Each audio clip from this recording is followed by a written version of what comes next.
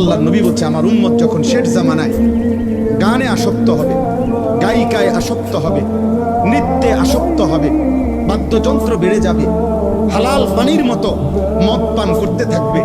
আল্লাহ রাসূল সাল্লাল্লাহু আলাইহি ওয়াসাল্লাম বলেছেন ইজা যাহারাতিল কায়নাত ওয়াল মাআজিফ ওয়াস্তাহাল্লাতিল খামরা, আল্লাহ নবী বলেন আমার উম্মতকে তখন মাটিতে ধসিয়ে দেওয়া হবে, পাথরের বৃষ্টি বর্ষণ করা হবে, চেহারা বিকৃত করে। কোনদিন রাত গভীরে এই নাফরমান এমন হতে পারে, আল্লাহ মাফ করে দেন, কোনদিন রাত গভীরে শুইবার পরে ঘুম থেকে, গানের আসর থেকে, বাদ্যের আসরে, মদের আসরে, জুয়ার আসরে, প্রিয় ভাই আমার আল্লাহর কসম মুহাম্মদ আরবি 1450 বছরে মিথ্যা বলে নাই।